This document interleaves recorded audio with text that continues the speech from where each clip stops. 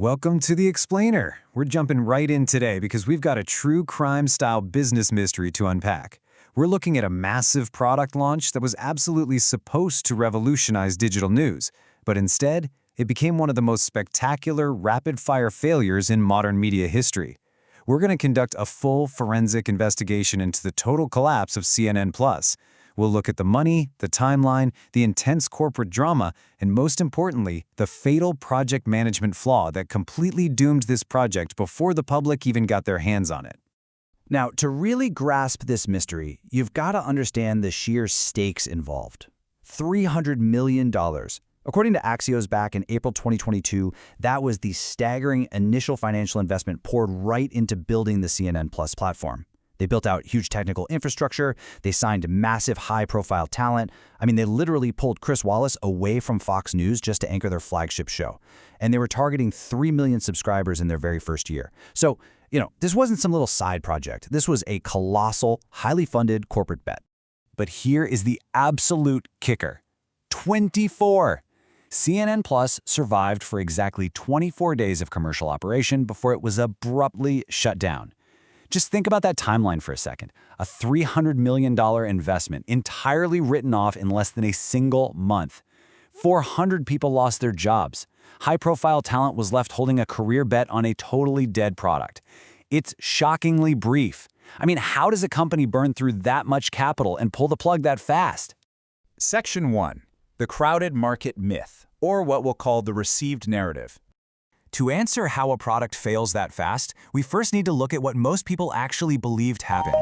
When this whole thing went down, almost everyone in the media pointed their finger at the exact same culprit. They said CNN Plus just launched into this brutally saturated streaming landscape. And, look at these numbers from Axios. Netflix was sitting at 220 million subscribers. Disney Plus had 120 million. Meanwhile, CNN Plus only managed to pull in about 150,000 subscribers before getting the axe. So people said, well, duh. Of course it failed. Who's going to pay $6 a month for a news-only streaming service when they're already paying for Netflix and HBO? And frankly, that analysis isn't wrong. It was a really tough market. But here's the critical flaw in that logic. The streaming market on April 29th was completely identical to the streaming market on April 5th. Netflix and Disney didn't suddenly become unbeatable overnight. The market literally didn't change in 24 days, so market saturation cannot be the actual cause of death.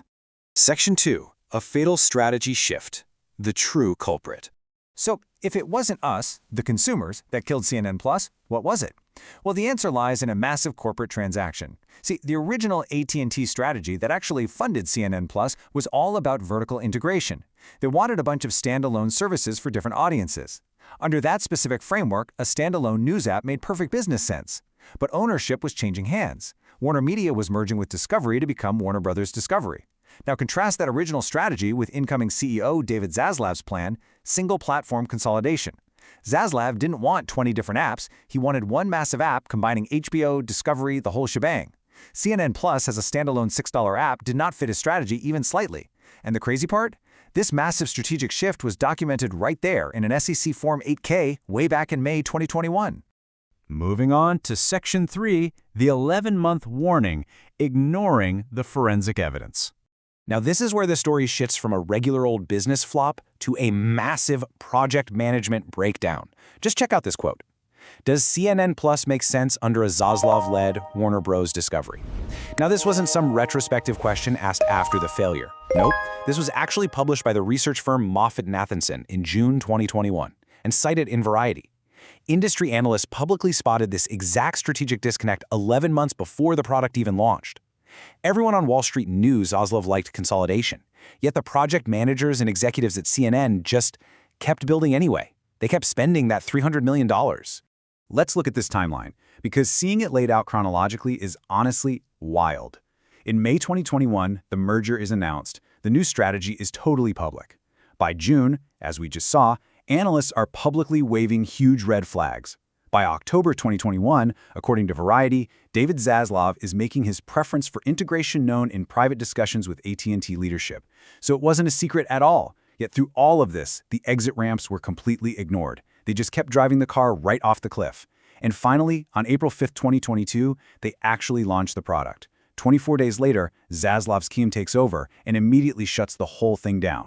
But wait, there is this one detail from launch day, reported by Variety, that literally blows my mind. April 5th, 2022, CNN Plus launches to the public, and Jason Kilar, the Warner Media CEO who relentlessly championed and built the product, resigns on the exact same day. I mean, think about what that really means for a second. The product was launched into the market by a CEO who was literally walking out the door into an organization that was now controlled by an incoming CEO who never even wanted the product in the first place. You can't make this stuff up. Which brings us to Section 4, Project Management's Missing Gate, the 5 Whys. So how on earth does a massive corporation actually let this happen? We're going to use a classic forensic framework called the 5 Whys to drill down to the ultimate operational failure here. Let's step through this together. Why was it shut down? 1, because it didn't fit the new strategy. Okay, why didn't it fit? 2, because incoming CEO David Zaslav wanted consolidation, not standalone apps. So why was it launched then? 3, because it was executed under the old AT&T strategy.